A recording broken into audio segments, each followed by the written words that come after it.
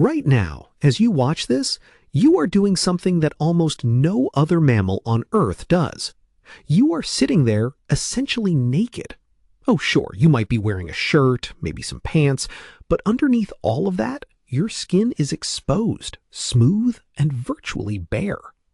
There are nearly 5,000 species of mammals alive today, and almost every single one of them is wrapped in a thick coat of fur. Dogs, cats, chimps, bears, even whales had fur before they went fully aquatic.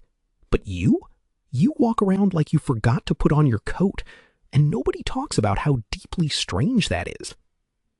In 1967, a British zoologist named Desmond Morris published a book called The Naked Ape. The title was intentionally provocative. He wanted to remind us that if an alien biologist landed on Earth and cataloged the primates, they would immediately notice something bizarre about one particular species. Gorillas have fur. Orangutans have fur. Chimpanzees, our closest living relatives, sharing over 98% of our DNA, are covered head to toe in thick, dark hair. And then there is Homo sapiens, the naked one. Morris called it a paradox, and more than half a century later, scientists are still arguing about why it happened. The first major theory came from a marine biologist named Alister, who proposed something radical in 1960. He suggested that our ancestors went through a semi-aquatic phase, spending significant time wading, swimming, and foraging along ancient coastlines and lakeshores. In water, fur becomes a liability. It creates drag, holds moisture, and actually makes you colder when you climb out. Hardy pointed to our subcutaneous fat layer, our instinctive ability to hold our breath, and our downward-pointing nostrils as evidence that we were once water apes. It was an elegant idea, and it captured the public imagination for decades. But the scientific community has largely moved on. The fossil record shows no evidence of a prolonged aquatic phase, and most of the traits Hardy cited have simpler explanations. The aquatic ape hypothesis makes for a great story, but the data just does not support it.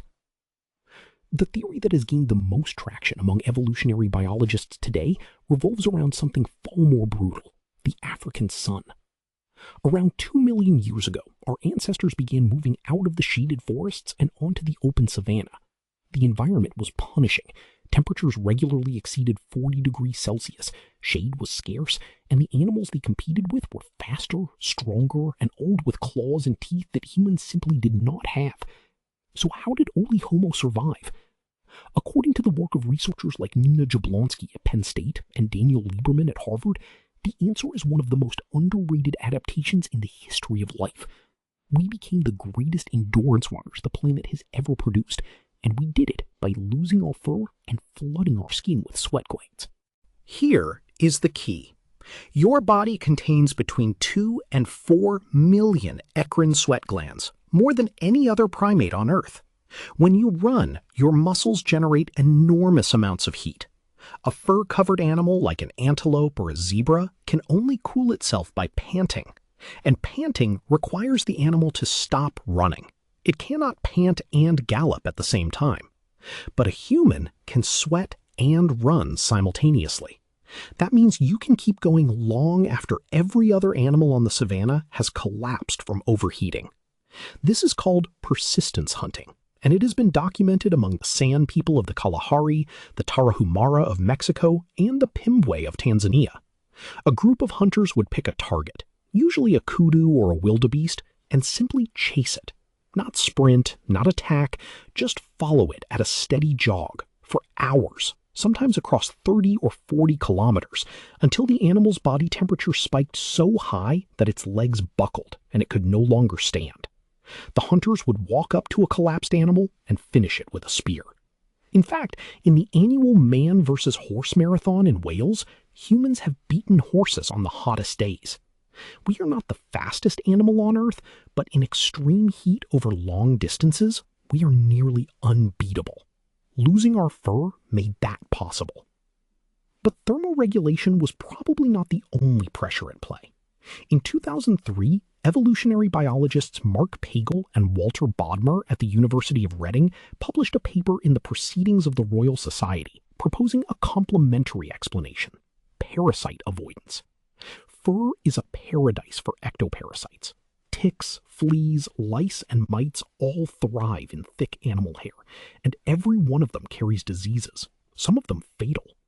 Pagel and Bodmer argued that as our ancestors began living in larger social groups and sleeping in fixed campsites, the parasite load would have become a serious survival threat.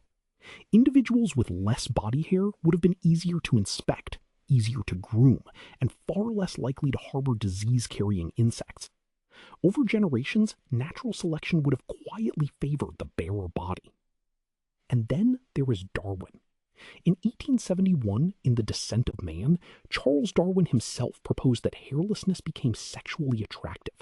Once fur began to thin for practical reasons, members of the opposite sex may have started preferring mates with smoother, more visible skin, amplifying the trait through sexual selection.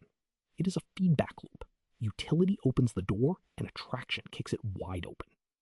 What happened next is one of evolution's great ironies.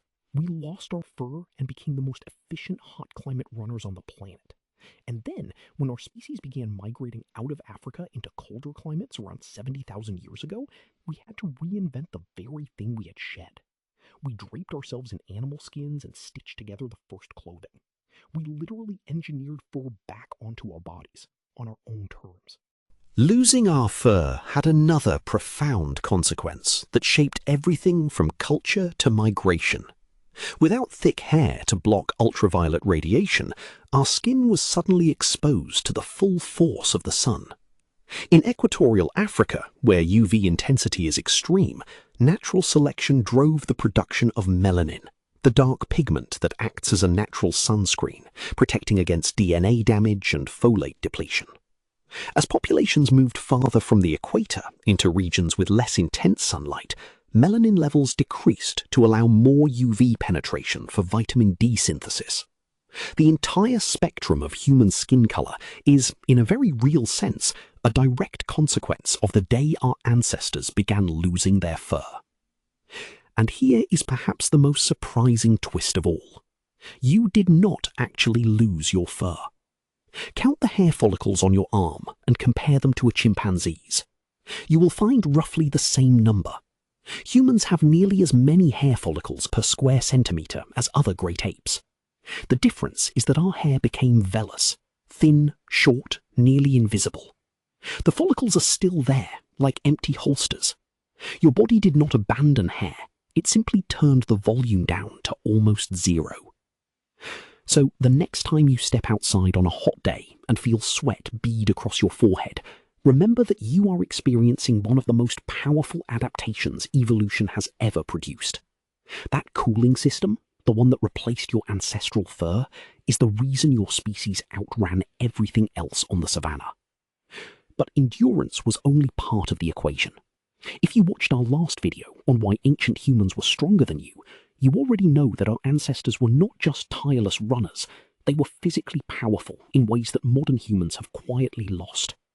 Fur was just the first thing we traded away on the long road to becoming who we are today.